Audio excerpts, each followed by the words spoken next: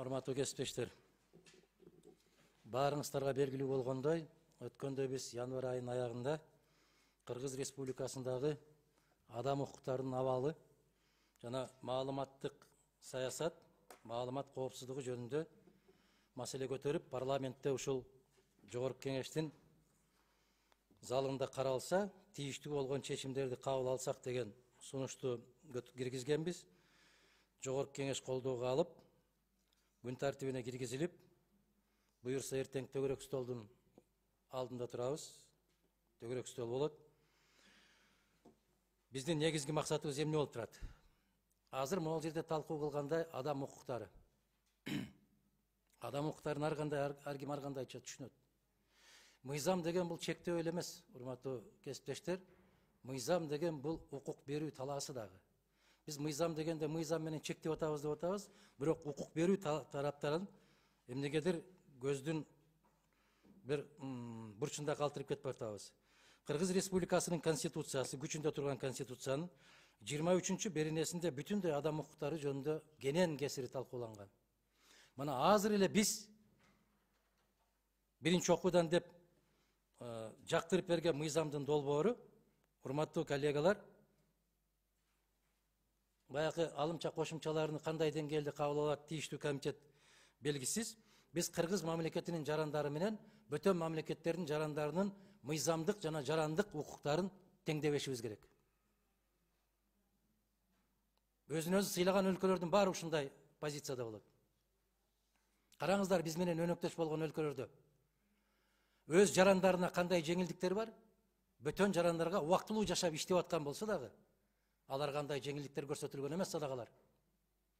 Биз дагы кандай салам болсо ошондой айлык алышыбыз керек деп атам. Азыр биз кабыл алган мыйзамдын ичинде чоң бир алешемдик кетти. Өтө чоң алешемдик кетти. Эмне деген? Мына биздин Кыргыз Республикасында жүрүп, кыргыз эмес жарандар, Кыргыз мамлекетинин жарандары эмес, бөтөн мамлекеттин жарандары келип, маалымат айдыңында не деген саясатты жүргүзүп атат?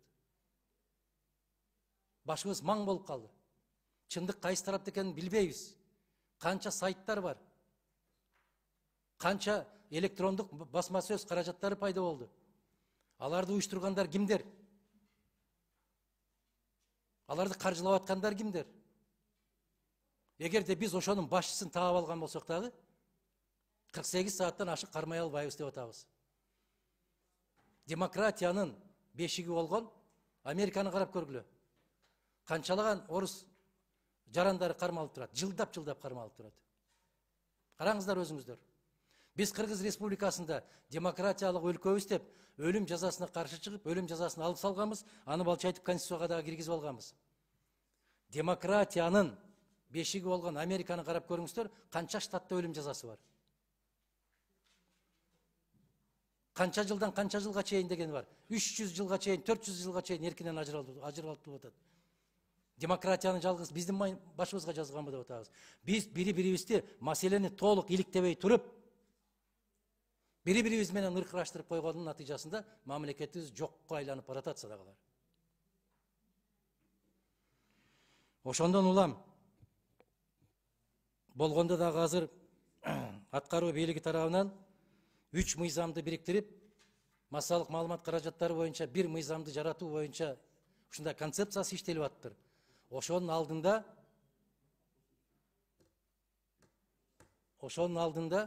биз бир төгөрөк стол уюштуруп, массалык маалымат каражаттары боюнча кандай болуп атат, адам укугу боюнча кандай болуп атат, чыркыратып, мына жерде азыр айттыңар, өкмөттү колдоп коюш, бул баарыбыз жакшы көрөбүз өкмөттү колдоп койгонду.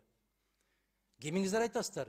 Чыркыратып эч кандай тиешеси жок бир азамат жигиттерди же кыздарды кармап алып, барып үйүн тинтүүгө ким уруксат берди? Үйүн оодарып, бала чакасын көчөгө кугуп чыгып, үйүнүн баарын оодарып, сандыктарынан бери оодарып төккөнгө ким уруксат берди? Кайсы мыйзамда бар садагалар? Айткыла.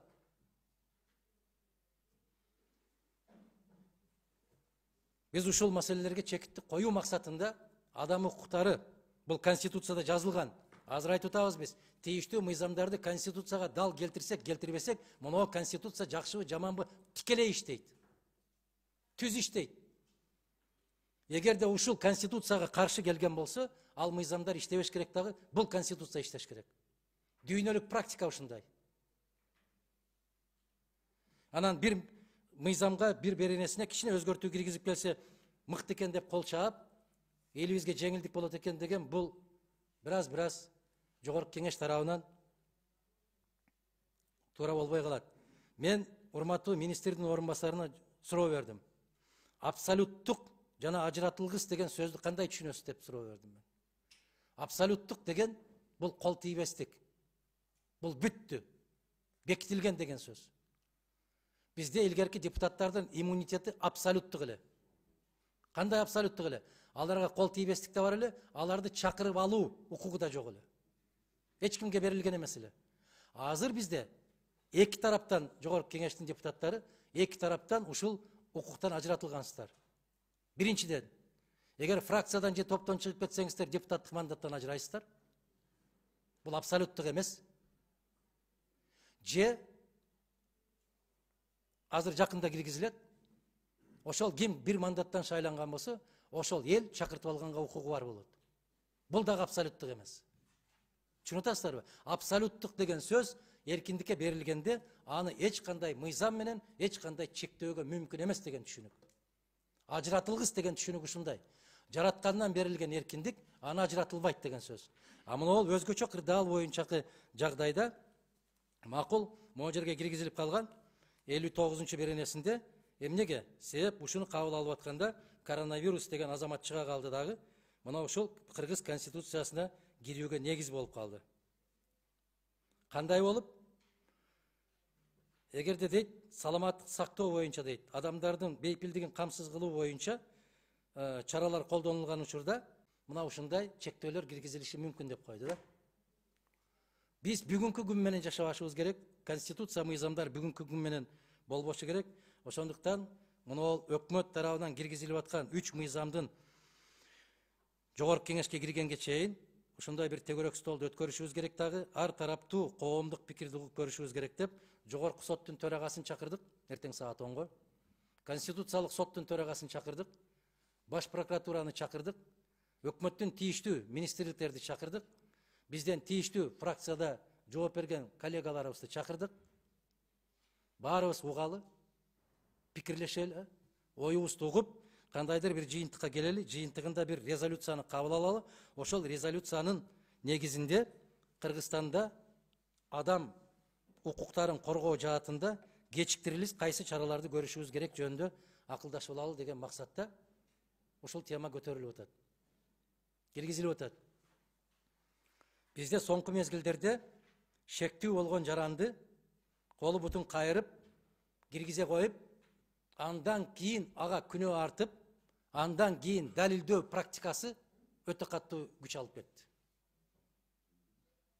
Эгерде сен шектүү болгон болсоң, аны кармабай туруп, биринчи ошонун күнөөсүн мойнуна коюп туруп илгери кармалчу эле го.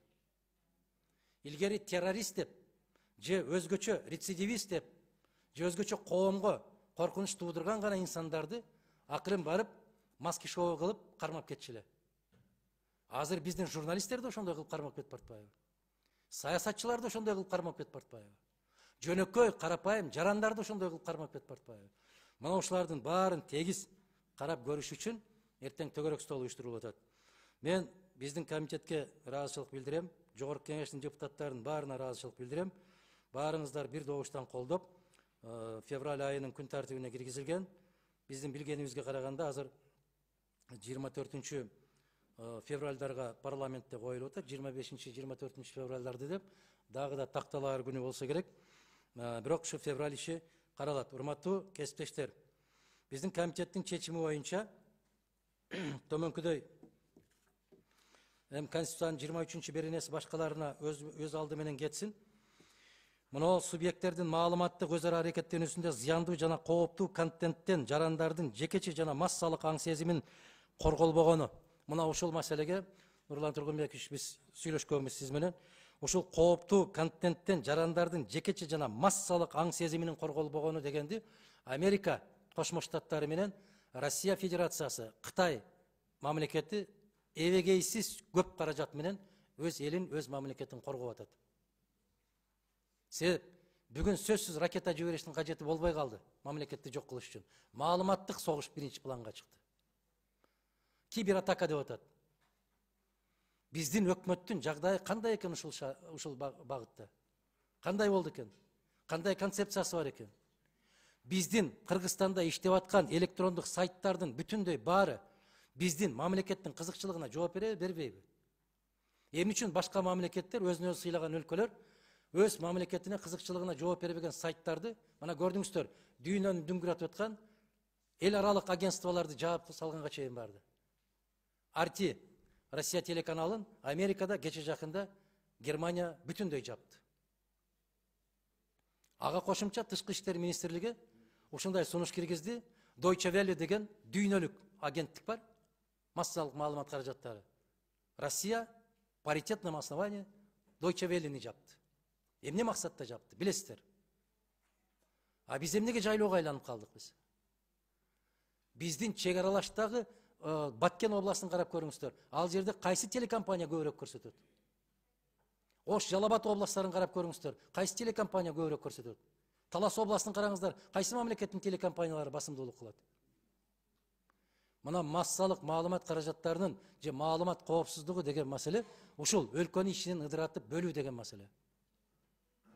Бир эле улутту ар кандай топторго бөлүп, ар кандай маалымат менен камсыз кылуу. Мына ушул аң сезимине таасир кылуу деген бекеринен ушул термин кирген жок. Нетократия деген термин кирди. Нетократия деген бул баягы демократия, тирания, диктатура деген сыяктуу эле нетократия деген түшүнүк кирди. Бул интернет аркылуу башкаруу деген түшүнүк кирди дүйнөлүк масштабта. Террористтик жана экстремисттик уюмдардын өкүлдөрү тарабынан интернет тармагынын колдонуучуларынын пикири менен манипуляция жасоо Кыргызстанда гүлдөп кетти. А биз болбогон бир кичинекей нерсени ортого таштап коюп, ырылдашып бири-бирибиз менен айтышып аткан мезгилде дүйнөлүк глобализация саясатында чоң өзгөрүүлөр кетип баратат туугандар. Кыргыз Республикасынын чек арага жакын аймактарында калкка чектеш мамлекеттердин теле жана радио каналдарынын тийгизген таасири жөнүндө сөз кылалы деп атабыз.